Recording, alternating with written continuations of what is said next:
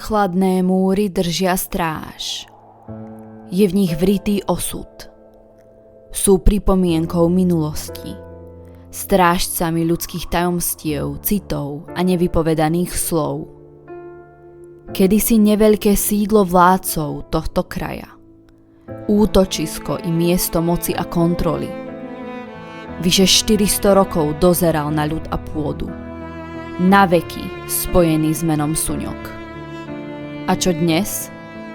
Pamätnica našich koreňov, svedectvo histórie, most medzi nami a tými, čo tu tvorili život kedysi.